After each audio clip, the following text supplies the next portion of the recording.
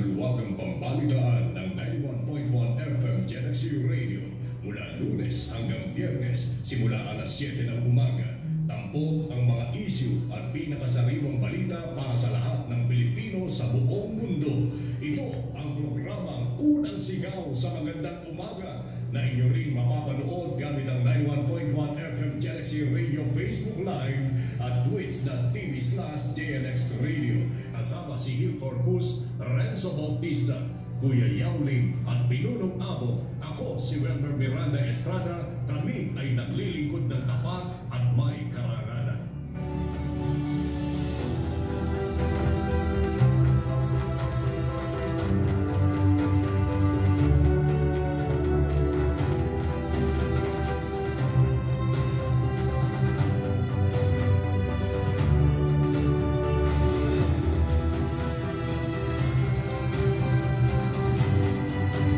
Ang oras po natin ay 4 na minuto makalipas ang alas 7 ng umaga.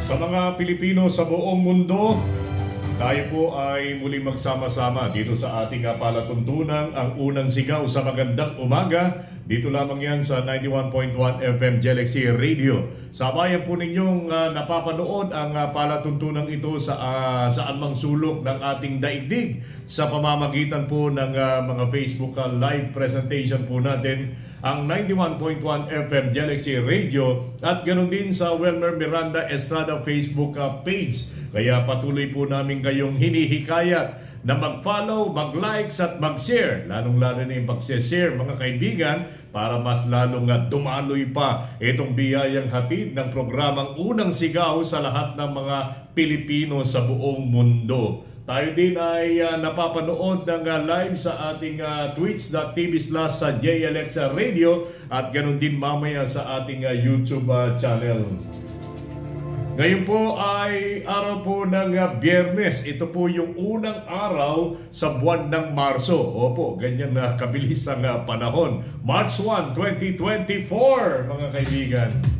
Kasama po sina Kuya Gil Corpus, sina Kuya Renzo Bautista, Ate Bea Basto, Kuya Yaulim at sa ating magiting na pinuno, si Pinunong Jimmy Abongtan. Ako po si Welmer Miranda Estrada. Good morning po sa lahat mga kaibigan. Maya pa abak kay kayungan sa probinsya ng Tarlac. Maya pa abak lalong-lalo na kay Governor Susan Areno Yap. Sa mga miyembro ng Sangguniang Panlalawigan na pinamumunuan ni Governor Carlito Casada David. Sa iba't ibang mga department heads dyan at mga kawani ng Provincial Government of Tarlac. Maya pa abak kay kayungan. Good morning din, siyempre, dito po sa ating pong anghel ng lungsod ng Tarlac, ang tagapagdaloy ng maraming mga biyaya dito po sa ating kalunsuran. Walang tigil, walang pagod, walang panghihimagon dito po sa kanilang pagtulong na ginagawa araw-araw dito po sa lungsod ng Tarlac. Ang tinutukoy po natin, Mayor Christy Angeles, magandang umaga. Siyempre kasama ang kanyang esposo, ang kanyang tagapagtaguyod din, ang kanyang pakpak, ang pakpak ng anghel dito po sa lungsod ng Tarlac na nagtataguyod din ng napakahalagang mga alituntunin at mga programa sa lalong ikaiiral ng pagsulong dito po sa ating bayan, partikular na dito po sa ating mga mamamayan. Pinuno ng mga senior citizens dito po sa ating lungsod, ang pinuno ng Northern Builders, walang iba kundi si Sir Vic Angeles. Magandang umaga, Sir Vic Angeles. Binabati rin natin ang lahat ng miyembro ng Sangguniang Panglungsod na pinamumunuan naman ni City Vice Mayor Genaro Aro Mendoza at saka sa lahat po ng mga kawani at mga department heads ng city government na pinamumunuan naman ni Attorney Joselito Castro. Naimbag nga bigat kada kayo amin apo. Pagbati natin sa lahat ng mga Ilocano, lalong-lalo na diyan po sa bayan po ng Paniki sa pangunguna ng ating pong napakamatulungin at napakabait na alkalde diyan po sa bayan ng Paniki. Siya po ay gagawaran bilang most outstanding mayor sa susunod na buwan sa buong Pilipinas. Ang tinutukoy natin, nagmamanifest kasi lahat ng mga ganda ng mga programang ipinaiiral, ay sumisigaw. Itong damdamin ng kanyang mga kababayang mga Panikenyo para iwagayway sa buong mundo, sa buong Pilipinas, itong kagalingan na siyang laging itinataguyod dyan po sa bayan po ng Paniki. Ang tinutukoy po nating tagapagtaguyod ng pagtulong sa ating mga mamamayan ay walang iba kundi si Mayor Leonardo Maxa Roxas. Magandang umaga. Naimbag nga agsapa kada kayo aming apo. Binabati rin natin siyempre ang mga miyembro din ng Sangguniang Bayan sa pamamagitan po ng kanilang pinuno, si Vice Mayor Aida Bien Roxas. Alam po ninyo, ang kagandahan pa kina Mayor Roxas ay isinasalin din nila itong napakahalagang katangian nito sa kanyang mga anak. Kaya naman ay nagpupunyagi din ang kanyang mga anak upang itaguyod itong legasiyang pinasimulan ng kanilang pamilya. Binabati rin natin ang mga manggagawa, mga empleyado ng bayan po ng Paniki, katulad ni na Kuya Ricky, ni na Ate Rose, ni na Ma'am Olivia, si na Ma'am Jing, si na Kuya Ben Sobsena, at lahat ng mga pinuno ng departamento na pinamumunuan naman ni Administrator Edgar Galion. Na imbag nga bigat. Ganon din sa magkakaroon ng fun run sa darating na Mayo 16 diyan po sa bayan po ng Kamiling. Ito po ay ikatlong taon na kanyang isinasagawa na sinasalinan ng daang-daang mga taga-Kamiling. Ito pong napakasaya na fun run na itinaguyod po ni Vice Mayor Noel de la Cruz. Palibasa itong fun run na ito with a cause.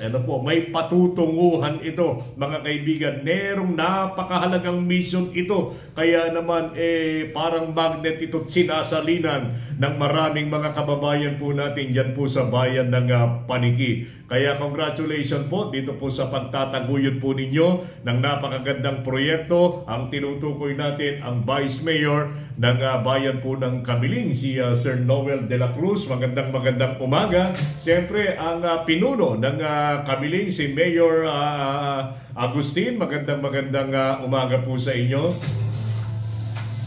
At siyempre, ang dito, isa rin sa mga masisipag na mga Vice Mayor dito po sa ating pong probinsya, bagamat tali kung tutuusin kung ang pag-uusapan ay pondo para sa paglingap sa kanyang mga mamamayan, gayunpaman ay umiiral pa rin ang ganda ng kanilang puso't gumagawa ng kaparaanan upang bawat pumunta sa kanilang tanggapan ay hindi po mabibigo sa kanilang mga ninanais na makamtan sa kanilang buhay. Ang tinutukoy naman po natin ang Vice Mayor ng Gerona Tarlac, si Vice Mayor Ronald Nonoy Go. Magandang umaga. Pagbati na rin natin siyempre sa kanilang alkalde, si Mayor Eclar, at saka sina Councilor Holden Sembrano, yung ating kaibigan dyan po sa bayan po ng Gerona. Binabati rin natin pagka sinasabing Gerona, nandyan na rin yung aking kuya, si Kuya Marlon Estrada ng Barangay Luna, Gerona Tarlac. Ganon din sina Ate Elena, sina Auntie Muding, yung pamilya Bukasas, yung pamilya Arellano. Magandang umaga po dyan sa Barangay Luna. Masantos siya kabuasan.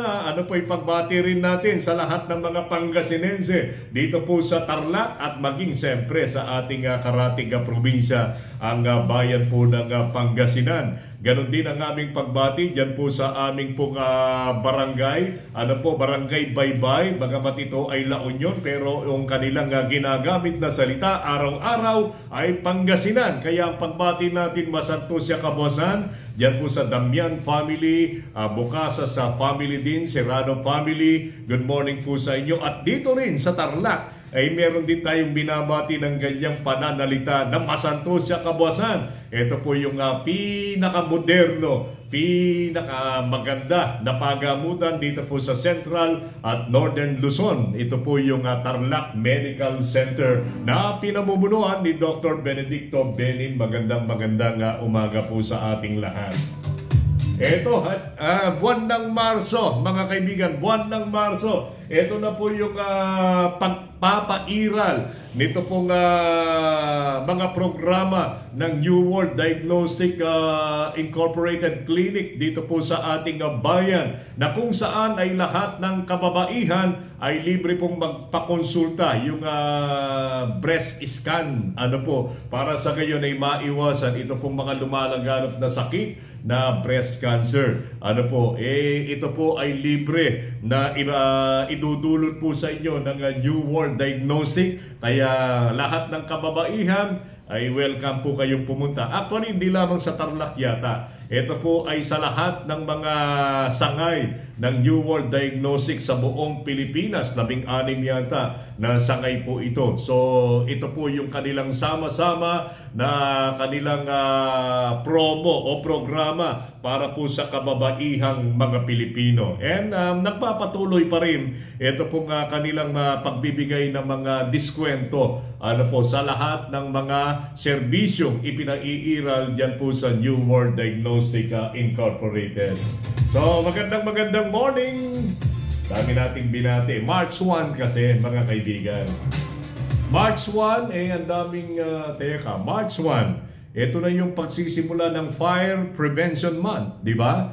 Ito, March 1. Palibasa ay ito na yung panahon ng tag-init, mga kaibigan. So, tayo po ay gawin natin ang lahat ng kaparaanan upang maingatan po natin ang ating pong buhay, yung ating sarili, ganun din yung ating pong mga tinatangkilik. Lagi po tayong mag-check dito po sa ating kabahayan, lalong-lalo na itong ating pong mga kuryente. I-check po natin sapagkat karaniwan, yan po ang pinanggagalingan ng sunog. At saka yung pong ating pong mga LPG tanks, tignan po natin. Ang mahalaga po nito, mga kaibigan, ay lagi po tayong nagsisiyasat sa lahat ng sulok ng ating kabahayan. At kung pwede pa, maglaan din po tayo ng tubig. Tubig na pwede po nating gamitin sa mga panahon ng pangangailangan o emergency. Walang masama kung nag-iimbak tayo ng tubig sa isang drum. Kaya lang, ito pong drum na ito ay kailangan takpan natin. Kasi baka naman yan ay pamugaran naman ng mga lamok. Di bale, nandyan naman si Kuya Andy San Luis ng Mapicon Tarlac. Pero para wag na silang maabala, takpan na natin, mga kaibigan. Takpan na po natin itong ating pong mga drum at tiyakin natin na sa tabi meron din namang mga timba na magagamit bilang pamatay ng sunog. Lalo pat ngayon nga ay Fire Prevention Month. Bagamat itong pag-iingat ay hindi lamang dapat isagawa tuwing buwan ng Marso, kundi ito ay isagawa po natin sa lahat ng pagkakataon, kasi ang nakasalalay dito ang buhay at pamumuhay ng bawat isa sa atin. Inaasahan na po natin ang Bureau of Fire and Prevention ay magkakaroon po ng mga serye ng mga aktibidad upang iwagayway ang kanilang mga programa para po sa ngayon ay maturuan at matulungan nila itong ating pong mga kababayan na wag nang maranasan ang ganitong uri ng dilubyo, mga kaibigan. Dilubyo talaga, mga kaibigan. Pagka nasunog, wala nang matitira. Pulbos na lang yan. Abo na lang yan. Di ba? Kaya tayo? Lagi po tayong makipag-ugnayan dito po sa fire prevention. Dito po sa mga Bureau of Fire and Protection po natin na nakatalaga dito po sa iba't ibang mga munisipyo ng ating bansa. Ito nga, mapalad nga tayo bukod po dito po sa ating pong mga munisipyo dito po sa lungsod ng Tarlac, meron pang katuwang na mga pilantropo. Ito po yung Filipino-Chinese and Chinese Chamber of Commerce na meron po silang sariling fire brigade. Na kamakailan lamang ay nagtugo po dito sa ating kumpanya dito po sa Galaxy, ganon din sa 91.1 upang sa gayon ay turuan itong ating pong mga kawani para po sa gayon ay malaman nila kung ano ang dapat gawin sa mga panahong merong sunog. Ano po, chinyek din nila itong ating pong mga ito pong mga fire po natin. Tawag dito, extinguisher. Baka yan pong mga extinguisher po natin ay expired na. Opo, nag-expired din yan, mga kaibigan. At meron tayong merong gauge para malaman natin kung yun ay expired o hindi na. Di ba may gauge itong ating pong mga fire extinguisher? Mahalaga na meron tayong ganyan. Di masama kahit sa bahay po natin ay magkaroon o kaya naman sa mga sasakyan ng bawat isa sa atin. Who knows, di ba? Good morning, Ka Welmer. A good morning kina Boss Vic and Mayor Christy Angeles. Also, kay Governor Susan Yap. Good morning din kay Boss Jello Honrado. Ito yung pagbati ni Kagawad Dan Martelino ng Barangay Sapang Tagalog. Kuya Dan, good morning sa iyo. Teka, hindi natin makakasama ngayon si Kuya Norman D. Pamintuan sapagkat siya ay naipit ngayon sa Baguio kasama ng kanyang pamilya. Enjoy! Kuya Norman, kapiling naman ng pamilya, di ba?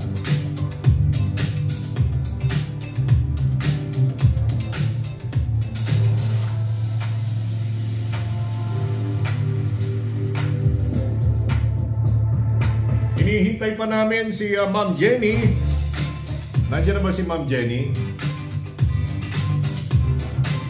Eto, may pa-anunsyo po dito, mga kaibigan. Si Ma'am Jenny Rojas, ang sabi niya dito, if anyone comes across this person, ang tinutukoy po niya dito ay si Mr. Gilbert P. Salye Jr. Ito po ay asawa ni Mama Jenny. At kung sino man po ang nakakaalam din ng kanyang kinaroroonan, mahalaga po na maipaalam po natin dito po sa kanyang pamilya, lalong-lalo na kina Mama Jenny.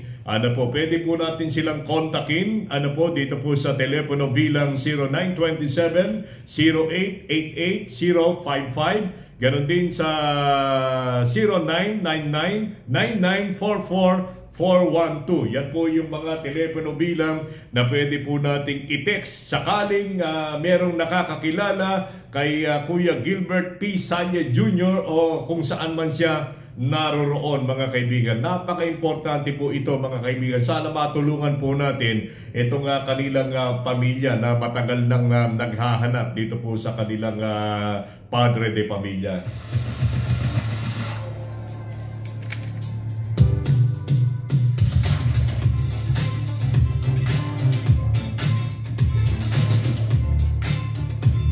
Sa Armor Pambato, the open Dow Mine Eyes. Mga old hindi, biblical pala, Sa, sitas pala ito. Open thou mine eyes that I may behold wondrous things out of thy law. Buksan daw ang kanyang mga mata para po sa gayon ay makita niya ang ganda ng mga bagay, lalong-lalo na sa pagsunod sa mga batas. Diba? Batas ng tao, batas lalo ng ating Panginoong Diyos, diba? Magagabayan tayo ng mga batas. Ito, inuulit natin, mga namamasadang jeep, kung kayo po ay magbababa ng mga pasahero po ninyo, o kaya naman ay meron kayong nakitang pumapara ng mga alam po namin, importante sa inyo, ito pong mga mananakay po ninyo, di ba mga kaibigan? Pero, walang masama kung ang lahat ng bagay ay ilagay po natin sa tamang kaayusan, mga kapatid, mga kaibigan. Ano po ang tinutukoy nating kaayusan? Itabi lamang po natin itong ating mga sasakyan para hindi rin tayo makaabala dito po sa mga sasakyan na nasa likod ng bawat isa sa atin. At siyempre, turuan din natin yung ating mga mananakay na pumunta doon po sa mga lugar na pinapayagang mag-unload at mag-load ng mga basahero, mga kaibigan. Pagka yan ay nasunod natin, gaganda ang buhay, magkakaroon ng magandang umaga, mga kaibigan. Lalong giginhawa ang ating kapaligiran, giginhawa din itong ating mga damdamin. Ayaw po ba ninyo yon? Di ba mga kaibigan, napakaraming benepisyo pagka sumunod tayo dito po sa mga batas po natin. Lalo pat ito, binanggit dito sa Armor. Ano po, Armor, ito yung GC ng mga mamamahayag. Ano po, nakasabi ng Armor. Napakagandang mensahe mula kay Tolitz.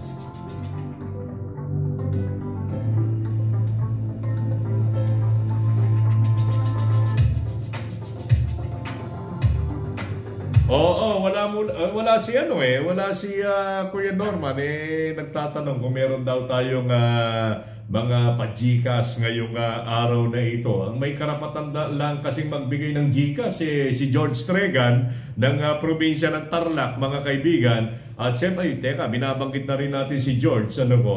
Batiin na rin natin ito pong ating pinuno ng Provincial Tourism Office na talagang busy ngayon sapagkat ilang araw na lamang ay magpapasimula itong Kanlahi Festival. March 4, Lunes na pagpapasimula ng Kanlahi Festival. Ang tinutukoy natin si Sir Arsenio Baby Lugay II. Magandang umaga po sa inyo. At saka si Kuya Norman D. Pamintuan. Yan po yung mga karapatan, taglay nila itong mataas na uri ng karapatan para magpadaloy ng GCash sa lahat ng ating mga tagapakinig dito po sa ating himpilan. Kay Kawelmer, ikaw naman, ano naman ang bahagi mo? Ito, magbigay ng magandang balita, mga payo. Lang naman muna, mga kaibigan.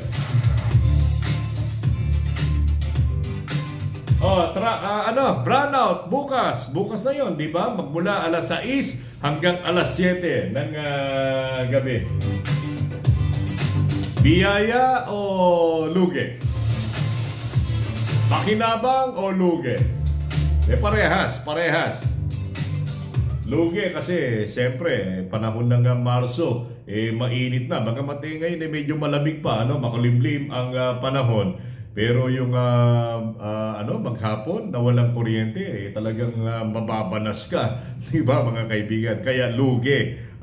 Biyaya. Ano naman yung biyaya, mga kaibigan? Ano yung biyaya? Ang biyaya dito, makakatipid ka ng kuryente. Di ba? Maghapon na hindi sisindi yung metro mo. Ibig sabihin, makakabuti rin kahit paano. Pero siyempre, ayaw natin yun. Mas gusto natin yung may kuryente, di ba? Kaya lang, wala tayong magagawa. Kasi nga, panahon ng pagkukumpuni ng mga poste o kaya naman ng mga kawad ng kuryente para sa ngayon, lalo daw na mas mapabilis at mapaganda itong serbisyo ng mga electric provider po ng bawat isa sa atin.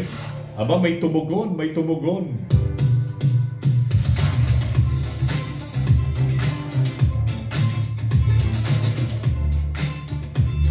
Sige, 3 questions daw.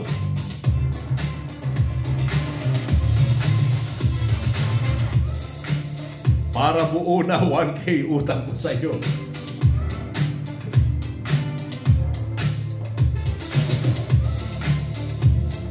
Ito, magpapa-GCash daw si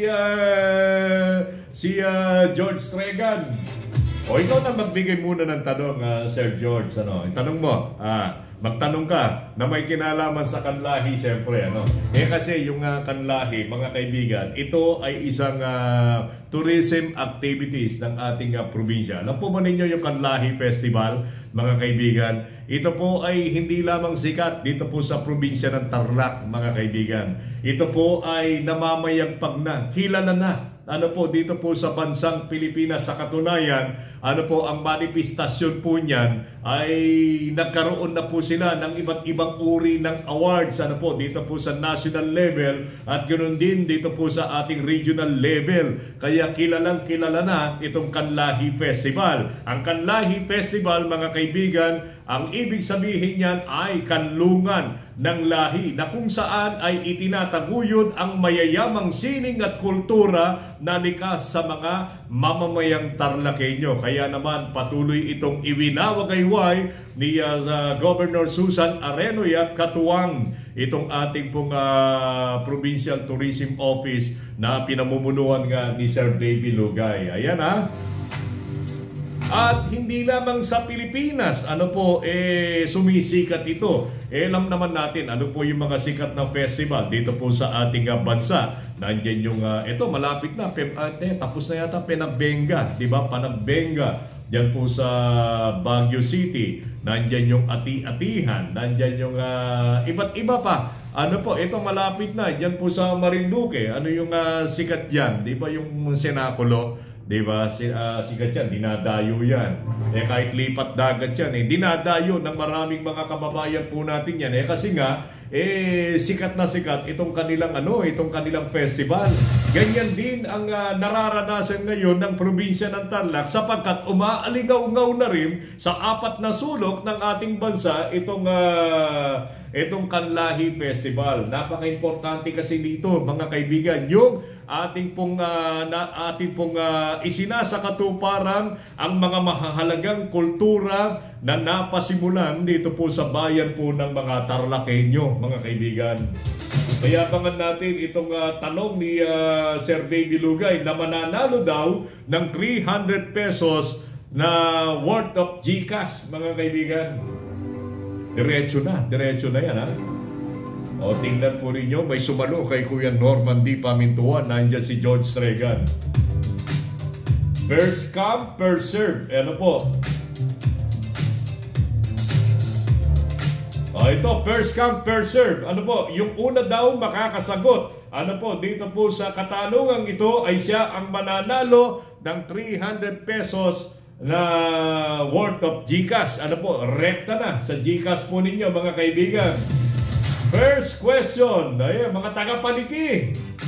Ito mga taga-Paniki, kasali kayo dito. Mga taga-Jelexy, kasali rin kayo dito. Lahat ng mga buong Pilipinas, buong mundo, kasama kayo dito. Basta may GCash kayo, kasama kayo. Ang tanong ni Sir George Stregan, ano ang event? Isa sa mga palatuntunan o isa sa mga event na inilatag dito po sa Kanlahi Festival ang tuwirang nagbibigay daw ng pugay sa mga PWDs natin. Ayun mga kaibigan. Yan ang tanong natin Tanong ni Sir Davy Lugay at ni George Stregan na merong katumbas na premium 300 pesos na worth of GCash. Ano raw ang event? Inilatag na event dito po sa Kanlahi Festival na magpapasimula nga sa araw po ng Lunes, Marso 4, ang tuwirang nagbibigay pugay, nagbibigay importansya, nagbibigay pagkilala dito sa kahalagahan ng mga PWDs dito po sa probinsya ng Tarlac. Sino man daw ang unang makakasagot, mga kaibigan, ay siya po ang mananalo ng 300 pesos mula sa tanggapan ng Provincial Tourism Office. Ayan Ang oras po natin, alas 7:31 ng umaga. Mamaya sa ating pagbabalik ay titignan natin kung meron ng winners. Kaya open na itong ating chat box ng 91.1 FM. At kung pwede, mga kaibigan, ay isama na rin sa inyo pong pagsagot itong GCash number po ninyo. Kasi pagka wala yung GCash number nyo, manalo man kayo, paano may papadala, di ba? Kaya eto na, open na, mga kaibigan. Sa aming pagbabalik, ihahayag po namin itong winner, Huwag kayong aalis. Babalik po kami ni Kuya Hill.